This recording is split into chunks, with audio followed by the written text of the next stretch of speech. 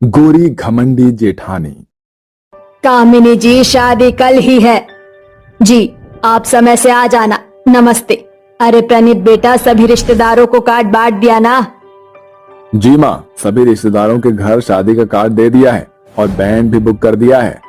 सुमित्रा और प्रणीत आपस में बात कर रहे होते हैं कि तभी सुमित्रा की बड़ी बहू पायल हाथों में ढेर सारा शॉपिंग बैग्स लिए अंदर आती है।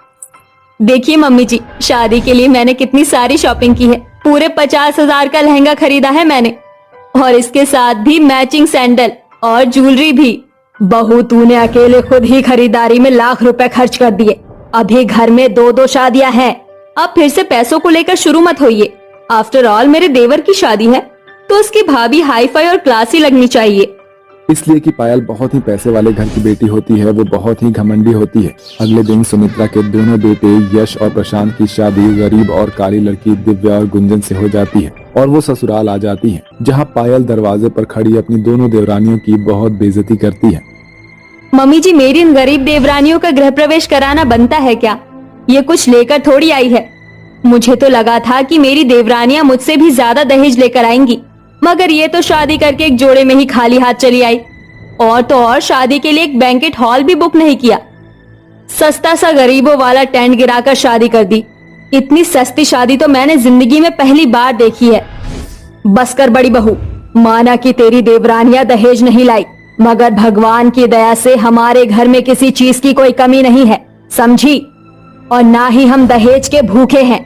और जब तू इस घर की बहू बनकर आई थी तो हमने तुझसे भी दहेज मांगा नहीं था, बल्कि तेरे पैसे वाले पिता ने तुझे जो भी दिया था अपनी मर्जी से दिया था। अपनी सास की फटकार सुनकर पायल चुप हो जाती है, जिसके बाद सुमित्रा अपनी दोनों गरीब बहुओं का गृह प्रवेश करती है। शादी के पहले दिन गुंजन और दिव्या सुबह सुबह उठकर सारा काम कर लेती है और पहली रसोई में ढेर सारा खाना बनाकर मेज पर परोसती है। क्या बात है माँ, आज तो खाने की मेज एकदम 7 स्टार की डाइनिंग टेबल जैसी सजी हुई है। जी यश जी, मैंने और दिव्या ने छोले पूरी, दम आलू, मिक्स वेज और खास गुड़ की खीर भी बनाई है। मम्मी जी कमाल है, एक तो मेरी दोनों देवरानियां खुद भी काली पीली हैं, और देखिए खीर भी कैसी काली सी बनाई है। ये गुड़ की खीर ना गरीब लोग खाते हैं, जिनके पास दूध खरीदने के पैसे नहीं होते। अब तुम दोनों अमीर घर की बहू हो और इस घर में दूध और ड्राई फ्रूट से खीर बनती है। कोई बात नहीं गुंजन, अपनी बीवी के हिस्से की खीर मैं भी खा लूंगा। इतनी टेस्टी खीर कौन छोड़ता है भाई।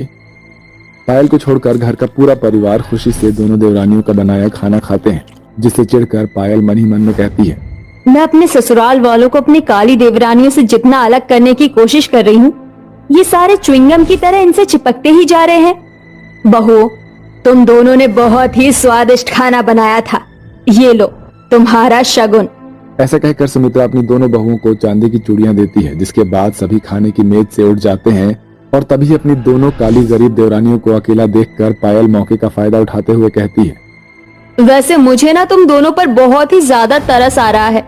मुझे तो लगा था कि सासू माँ शगुन में तुम दोनों को सोने की चेन या अंगूठी या झुमके देंगी, मगर वो चांदी की चूड़ियां देकर सस्ते में निपट दी। जब मैं इस घर की बहू बनकर आई थी तो मम्मी जी ने मुझे पहली रसोई के शगुन में 9 लाख का नेकलेस दिया था, वो भी पूरे 10 लाख का। ये देखो आज भी मेरे गले में है, पर इतना महंगा हार पहनना तुम दोनों गरीबों की औकात से बाहर है। जेठानी जी, आखिर आप इतनी घमंडी क्यों हैं? जब से हम दोनों इस घर की बहू बनकर आए हैं, आप हमें पैसों का घमंड दिखाकर हमारी बेइज्जती कर रही हैं। होंगी आप बहुत पैसे वाली, मगर सच तो ये है आप एक अमीर पैसे वाली बाप की बिगड़ी हुई बेटी है। ये सुनकर पायल गुस्से में गुंजन को जोरदार थप्पड़ मार देती है। तुम्हारी हिम्मत कैसे हुई मेरे डैडी के बारे में इस तरह से बात करने की? 2 कौड़ी की गरीब कहीं की। आइंदा इस तरह से बात करने से पहले ये थप्पड़ याद रखना। इसी तरह से दिन बीतते हैं। पायल अपनी दोनों काली देवरानियों पर जेठानी होने का हुक्म जताती है और उनसे काम कराती है, जबकि खुद कोई भी काम नहीं करती। अब गुजरते दिन के साथ गुंजन और दिव्या प्रेग्नेंट हो जाती है। माँ जी, बहुत जल्दी आप दादी बनने वाली हैं। इस घर में नन्हा मेहमान आने वाला है। जुग जुग जीती रहो मेरी प्यारी बहू। ये खुशखबरी देकर तुमने मुझे दुनिया की सारी खुशियाँ दे दी। ऐसे ही दिन बीतते हैं, जिसके कुछ ही दिनों बाद पायल भी प्रेग्नेंट हो जाती है और कहती है, इससे पहले कि मेरी दोनों काली देवरानी इस घर को वारिस दे और ये बुढ़िया ये बंगला उनके बच्चे के नाम कर दे, मैं बंटवारा मांग लेती हूँ। फिर मैं प्रणीत और मेरा होने वाला बच्चा हैप्पी फैमिली की तरह रहेंगे। अगले ही दिन पायल अपनी सास से कहती है, मम्मी जी, मुझे इस घर का बंटवारा चाहिए।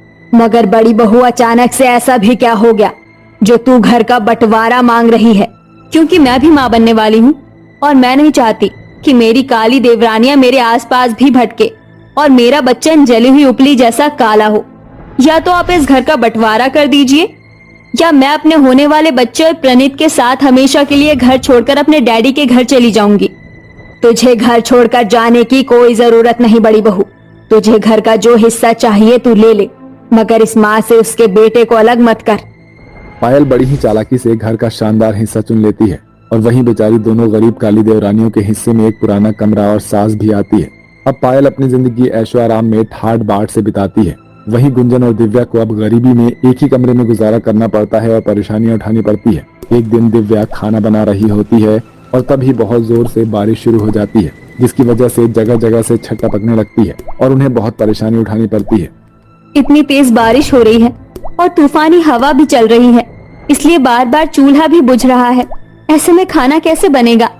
गुंजन, तुम चिंता मत करो, मैं बर्तन लेकर खड़ी हुई हूँ। अब बारिश के पानी से चूल्हा नहीं बुझेगा, तुम खाना बना लो।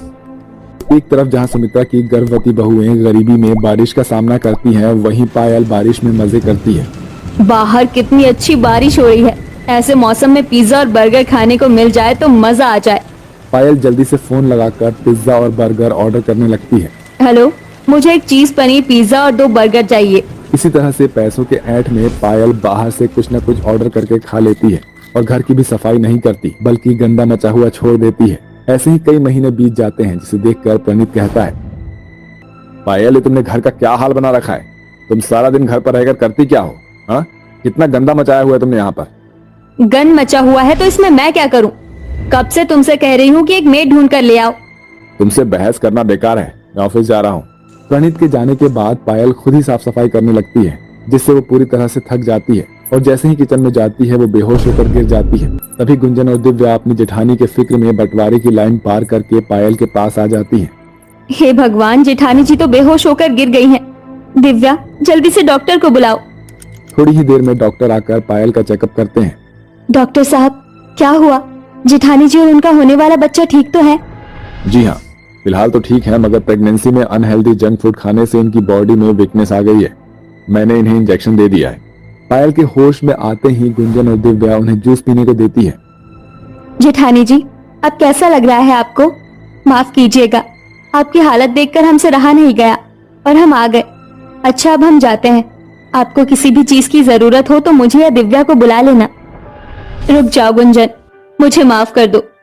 मैंने तो ये सोचकर बंटवारा किया था कि मैं, प्रणीत और हमारा होने वाला बच्चा ही हमारी हैप्पी फैमिली होगी, मगर आज मुझे पता चला कि परिवार के बिना इंसान कितना अकेला और अधूरा हो जाता है। माँ जी, मुझे ये बंटवारा, ये हिस्सा नहीं चाहिए।